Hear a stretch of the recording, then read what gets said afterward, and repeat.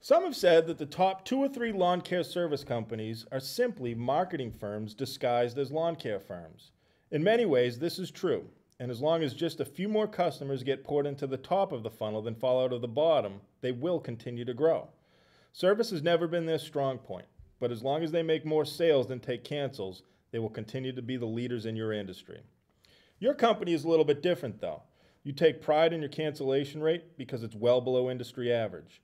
You're proud because your customer service is one of those things that have always set you apart. Every year you move forward because you keep the majority of your customers and pick up a few more thanks to referrals and a couple of other trusty lead sources. What could your growth look like if you were able to learn some of the secrets that the giant corporate providers use to grow their customer count? With the way you keep customers, you could experience dramatic growth if you're able to gain a significant number of new customers. This month's installment of Lawn Care in the 21st Century takes a sensible look at how to build a corporate-styled marketing campaign that allows for significant growth of your customer base.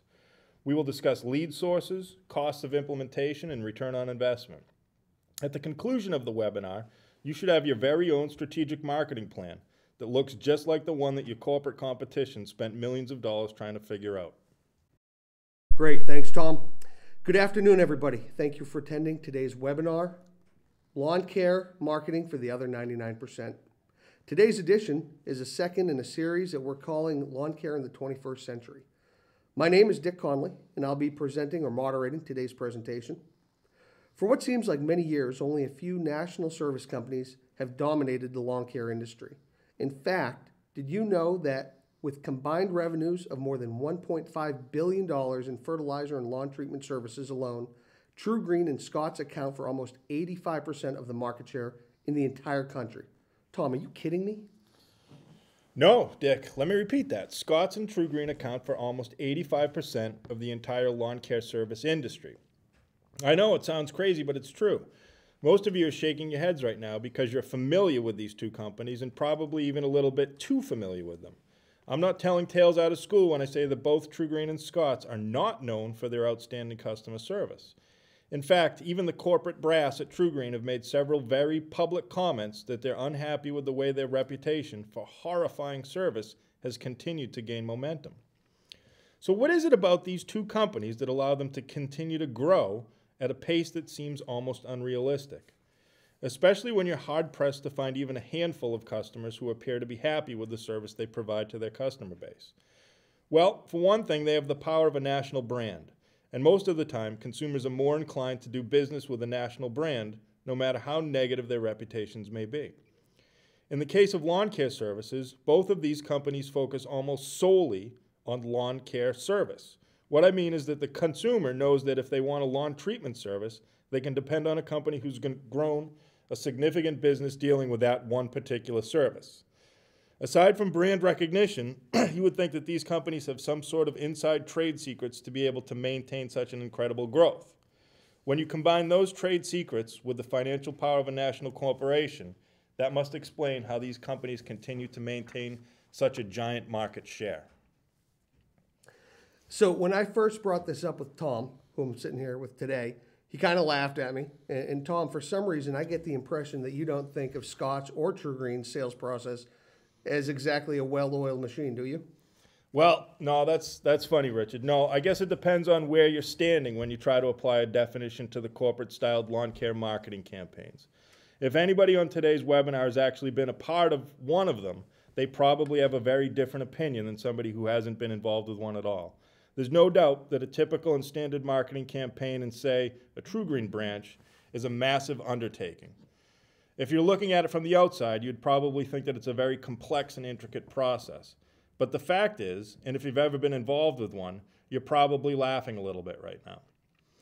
The campaigns that the big companies put together and are undoubtedly very successful. In fact, it's because of these campaigns and only because of these campaigns that they continue to dominate the industry. It's our purpose here today to dispel the myth that only the national companies have the capacity to implement a campaign that can generate significant customer growth. On the other hand, if you've been involved with implementing or actually been a cog in the process of the whole thing, you would clearly know that in the midst of it, it can seem like one giant exercise in controlled chaos. The goal is simple. Generate and run as many leads as is humanly possible and run them as fast as is humanly possible. In the process, things get missed, people get mad, lawn techs have fist fights with salespeople, the office staff gets angry, and telemarketers and salespeople smoke a real lot of cigarettes. What every lawn care service company owner needs to know is that there really isn't any particular secret to implementing a campaign that will generate a lot of sales. It's a simple process of planning, implementing, and following through. Hopefully by the end of today's webinar, we'll have the planning part done for you. Tom, it obviously isn't just that simple. In fact, all you ever hear about marketing nowadays is that it changes on a daily basis. With new media, blogging, social media, Facebook, Twitter, whatever, how can these guys expect to keep up? I mean, maybe it makes sense to talk about the basics. In fact, you guys grew Lawn Dog really quickly and really big. What was it that you did to make that happen? Actually, it probably makes sense to go back even before Lawn Dog. Back when I was a lawn tech at Barefoot Grass, and for those of you who don't remember Barefoot Grass, it was a very large national corporate chemical lawn care service. At the time, it was second to True Green ChemLawn in terms of size and was absolutely masterful at implementing a gigantic marketing campaign. It was what we learned at Barefoot that we were able to implement at Lawn Dog, and actually, you're right. Things are very different now, but it does make sense to spend a few minutes talking about how it was done. And I'm guessing it was done largely on the phone, right? Yeah, we basically had two types of lead sources back then. There was telemarketing and there was direct mail. The telemarketing campaign was absolutely incredible. We could generate, run, and follow up on literally tens of thousands of leads in any given period. It was inexpensive and easy to do. We made a lot of sales via telemarketing. Direct mail was also a huge part of the marketing campaign, and even though it was much more expensive, it would bring in thousands of sales every year. Both of these elements can still play a big part of any campaign even today, but they aren't the entire campaign the way they used to be. Well, just like everything else nowadays, nothing is the way it used to be. There's a federal do not call list that people register for now. I mean, you can't just call everybody the way you used to. That's right. You can't just make 100,000 dials to make 10,000 sales anymore, which is why it's absolutely important to make sure that if you're going to implement a full-blown marketing campaign, you need to be very organized in your approach. In fact, this is probably the most important part of today's presentation. What I'm about to tell you is the fact that anybody, meaning any company, no matter what size or where you were located, can put together a cost-effective and successful marketing campaign that will get you the results that you want. The big corporate services don't necessarily have any proprietary methods or even secrets when it comes to marketing. What they do have though, is a plan. The most important thing you could possibly do prior to launching any marketing campaign is to spend the time putting together a plan. Without it, you're dead in the water before you even begin the process. The second most important part to the entire process is to actually follow through. You absolutely have to make it happen. I can't tell you how many times I talk to guys in the middle of the day and they want to know why they aren't growing their business. You have to follow through with every single aspect of your plan. Make it happen. The customers aren't going to just call you up and tell you to start. Do you think that the folks over at True Green office sit around all day and stare at the phone waiting for it to ring? They don't. Every minute of every day, your local True Green office is buzzing with sales activity. They're relentless, and you know it. They have a plan, they have folks to implement the plan, and they make it happen. They didn't get to $1.5 billion in lawn care by sitting around and waiting for the phone to ring. You can do it too. Tell you what, Tom, you start to get on a roll with your pals over at True Green and something happens. I see your eyes get a little crazy. I know it. Usually it's a negative thing too, but in this case it's not. I get frustrated sometimes when we complain that we can't compete with them, and it's just not true. Yes, the big guys are really good at marketing, but it's not necessarily a skill. It's more about planning and implementing. I'd have to say that I really think just about any company can do it. Here's the thing though, they just have to actually do it. The sales don't just come flying through the door. It's not magic. No, but that would help. Okay, when you first told me you wanted to do a webinar about marketing, and the first thing I thought of was things like logos, brochures, estimates, that sort of thing. elements that go along with your image as opposed to the actual elements of the sales campaign. I think what you really want to try to get across here is, how these guys can actually put together a process that makes a sale happen. With that being said, I'd like to mention here that there are some important elements of a marketing campaign that are very important. Image is huge. How you portray yourself and your company makes a big impact on how people see your company. Obviously, you need a sharp looking and friendly website. You need business and sales collateral that will make a big splash when you make contact with your potential customers. All of that stuff is incredibly important, but not necessarily what we want to cover today. Tom, to make things clean and easy here, we want to put together a campaign that will generate $250K in sales. Obviously, some of us want to make more, some of us want to make a little fewer. How are we going to make this happen, Tom? Tell us how we're going to do it. Okay, Dick, calm down. Before we write our marketing plan, we need to know a few important numbers. Determining them should not be a difficult process, but you have to know your numbers in order to build a campaign. The most important number in determining a sales process is your actual revenue per customer. By revenue per customer, I mean round revenue. I mean for fertilization services only. I don't want you to include upsells or supplemental services in this formula. These upsells become a very important factor in planning out a sales campaign, but we'll get to that in a minute. Your revenue per customer is based specifically on your existing data. In order to get a proper calculation of revenue per customer, you must take your entire round revenue and divide it by your actual customer count. For example, if you have $575,000 in round revenue scheduled and you have 1,250 customers, your revenue per customer would be $460. This becomes the number in which we'll base our entire campaign. So, Tom, these numbers should be pretty easy to get if you're an established business and if you're using a decent software program. What if our guys don't know these numbers? They have to know them. I wouldn't set out to implement any organized sales strategy without knowing your numbers. Every single thing you do has to be based on existing historical data. If you don't know your numbers, you have to find a way to figure them out. Most software will make this an easy task, too. For instance, we used Real Green for a long time at Lawn Dog. I lived by the season summary report. You'd find the revenue per customer simply by dividing your total round revenue by your active customer count. But actually, I'm glad you brought this up, Dick, because I was overlooking something. If you had any sort of extreme changes in your price list as compared to previous years, it makes sense to calculate your projections based on average lawn size as it relates to your current price list. What I mean by this is that if you've had a large price increase in regards to your price list, you shouldn't create projections based on your existing customer base. Oh, I get it. You want to go on what you're going to do as opposed to what you've already done. Yeah, that's right, but it really shouldn't be that different on average, unless, like I said, you've had significant price list changes. If anything, though, it's going to add some padding to your projections. Okay, so now that we've determined that our revenue per customer is $460, and you said we wanted to generate $250K in sales, so we divide $250K by 460, is that right? Well, you could, but that's without taking any optional service sales into account.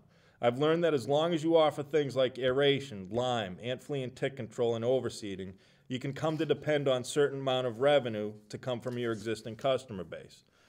We'll actually do another webinar later in the year on how to upsell certain services, but for now you can safely assume that at a minimum, optional services will account for about 15% of your gross sales. So now let's take 15% of the $250,000 and take it off the top. 15% is $37,500. Take that from $250,000 to leave you with a program sales goal of $212,500. Now, divide that by your average revenue per customer, which we determined that was $460, to give you a sales goal of $462. And that's the number we'll build our entire campaign around. Okay, let me just review this to make sure I'm getting it right. We want $250K in sales.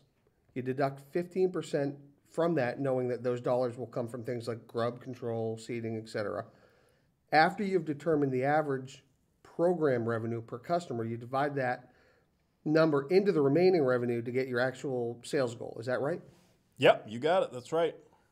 So we need to make 462 sales. How the heck are we going to do that? Well, that's why we're here. We're here to try to figure that out. So we can begin to discuss the best ways to go about doing it, but I want to mention here again, the fact that you're actually going through the exercise of determining a sales goal is what's putting you ahead of most of the other companies. So many companies just fly by the seat of their pants when it comes to making sales.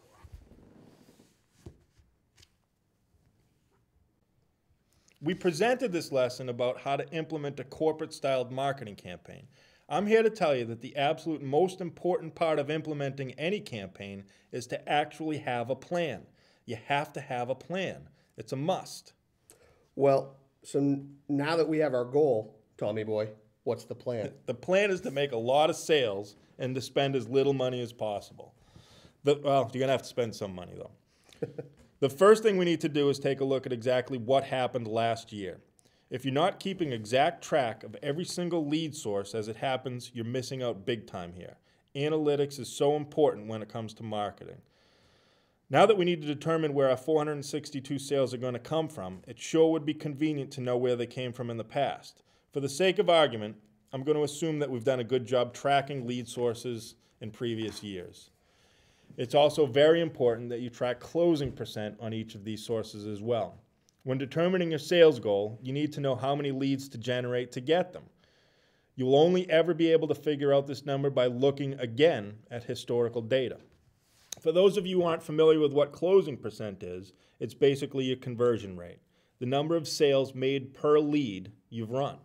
For example, if you run 100 new homeowner leads and sell 50 of them, your closing rate is 50%.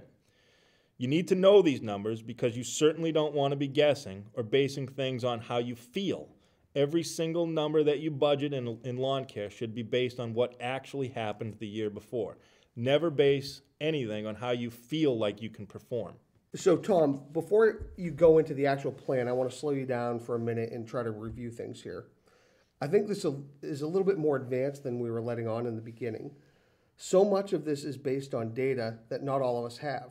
How do you start something without having done it before? I disagree with you, actually, Dick. We aren't talking about a multi-million-dollar advertising campaign here. Our goal is to spend as little money as possible and go with what offers the biggest return on investment. I think I've said it a few times already. Just actually having the plan is what will put you way ahead of where most companies are. If you don't have a lot of historical data, you probably want to experiment in small numbers before launching anything crazy. Networking with other people in your industry is always a great thing too. If you don't know the answer to a question, you can usually figure it out by asking. And we're always willing to help too. So I took the liberty of putting together a campaign that's going to make us the sales we need, and it looks something like this. As you can see here, we've put together a basic marketing sales source plan. It includes where every single one of our leads are going to come from. It includes the number of leads we're going to run as a result of each source, the number of sales that will come as a result of those leads, and basically the closing percent that those sales will dictate. So we've got quite a few sources here, and we want to go over all of them. Tom, we're starting to run a little short on time here, and I know that you want to cover each one of these sources and what these guys could expect in terms of cost and implementation, etc. I'm going to try to keep you focused here, so let's get right down to the line and talk about each one. We don't want to be here all day, so I'm going to try to get as much information from you on each source in a relatively short period of time. Let's start with the first source, the referral. I have to think this is how a majority of folks with us today actually get most of their sales. You've budgeted 75 leads and 50 sales here. How does this play out? Well, the referral sale is your best friend, my friend. I'll give you one guess as to why. Because they're free? Bingo. And you need to exploit them. Don't just rely on them to happen. Remember, and I've said this a few times already, if you're just going to rely on anything to happen, guess what happens? It never happens. Bingo. Right again. You need to implement a referral program, and you need to do it now. It needs to be something like you get a free service or a program upgrade or something whenever you refer a certain number of customers. It's incredibly important that you design a piece that introduces this program to every one of your customers, and it needs to be presented to them every single chance you get. It needs to be left with applications. It needs to be sent out with statements. It needs to be handed out with estimates. Every chance you get, hand out the referral piece. So if you're giving something away, it's not really free. Yeah, you know what I mean. It's free. Okay, so your next source is saw truck. What the heck is a saw truck? It's like when somebody sees your truck. Your truck's a rolling advertisement. Lots of companies have full truck wraps, and you'll always get calls from somebody that says, "Hey, I saw your truck today. Can you come out and give me an estimate?" This one really is free, aside from the cost of lettering up your trucks. Okay, the next one is reinstate, and you have 37 sales coming from 250 leads. This source isn't going to work for new companies because what you're basically doing is calling every single customer who canceled your service in the past. If your business or branch is treating more than a couple thousand accounts, you're going to take at least 500 cancels in a year and probably more. What you'll find is that not every single one of these customers canceled because they were angry with you. In fact, I found over the years that sometimes the customer didn't even really want to cancel. Often they simply wanted to put things on hold, or they just wanted to stop the service temporarily. There's no reason why, through a targeted calling campaign, you can't reinstate 15% of those cancels. And actually, the next source is what we call pre-qual. I should mention here that pre-qual is just a nice way to say reject. Reject or pre-qual calling has to be a big part of what you do every single off-season. You need to get back in touch with every single lead you ran the previous year. You can see on the marketing plan that you're going to actually fail 82% of the time. That means that 82% of all the leads you run will not turn into sales. Maintaining a database and marketing universe of every single potential prospect so that you can follow up on them later is a must in any effective marketing campaign. With rejects, it makes sense to have a script that offers the potential client another estimate, and whether you actually run it or send it by email should be up to them. Tom, you just mentioned something that we haven't talked much about, running leads and following up on them. There has to be a certain level of skill involved with this, isn't there? Absolutely. And in a campaign like this, you need to be certain that your staff, whether it's your lawn guys who are on the phone during the off season or actually salespeople hitting it, that they're trained accordingly. This actually might be another great topic for another webinar too.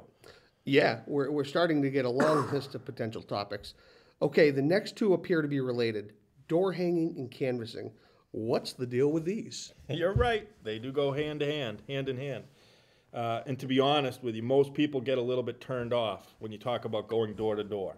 But there is absolutely a way to make it happen without causing too much of a stir. Canvassing was something that many of the big companies put into place right after telemarketing dried up as a result of the federal Do Not Call registry. It's also a tactic that many other contractors have used to generate new business. Now, speaking of additional topics for future webinars, canvassing is certainly one of them because entire books have been written on the topic. Let me just say this, you don't want to just throw your lawn staff out there. You don't want to send them to the street and tell them to go knock on doors. There's an absolute science to it, and if you don't treat it as such, it can backfire pretty quickly. Your canvassing plan should be quick and to the point. In this case, we need to generate 250 leads. So I would budget for about a 4 or 5 week campaign. In fact, you should try to hit the goal in 4 weeks, but you should expect it'll take 5. As I said before, it doesn't make sense to have your lawn technicians or salespeople out on the road doing this. So you'll need to hire a staff to make it happen. Make sure you spend some time training these people and be certain that you don't come off as door-to-door salespeople. They should all be in uniform and well-spoken. You don't want them to be making sales on the road. You want them to be generating leads. This script should be something like this. Hi, my name's Alex. I'm from a local lawn care service company, and we're going door-to-door today to ask if it would be okay to have one of our representatives send you some free price and program information. There's no obligation. Would that be okay? Something basic like that. You'd have to have a salesperson or lawn technician follow up with the actual estimate. There you go. Telemarketing in real life. For every house that you get somebody to answer the door, you'll get 15 that won't. And this is where door hanging comes in. In this particular case, we're hoping for 60 leads to come from our door hanging campaign. You should plan for no more than 1% of the door hangers you leave behind to generate leads. This means that you should plan on your canvassing crew to leave about 3,000 door hangers. 3,000 door hangers will generate 30 leads to generate 23 sales.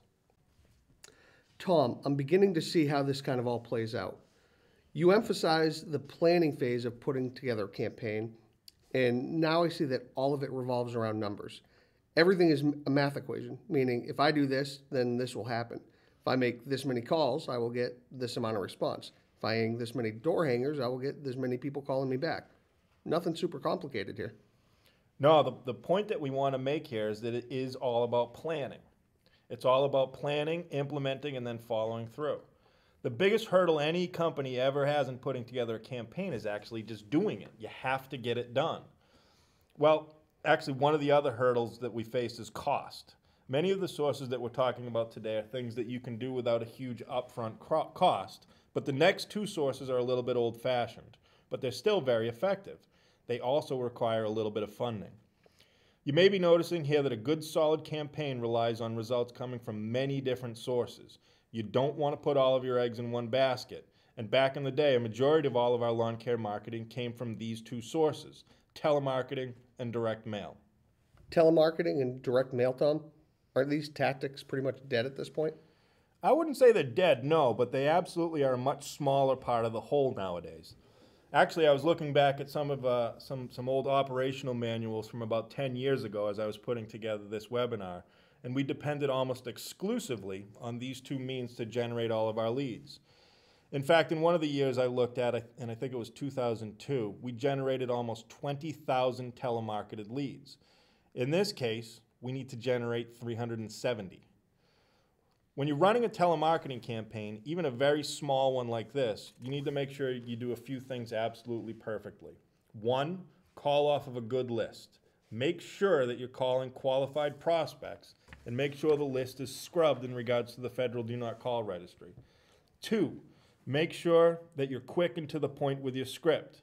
Something like, hello, the reason for my quick call, etc., etc. There's no obligation, etc.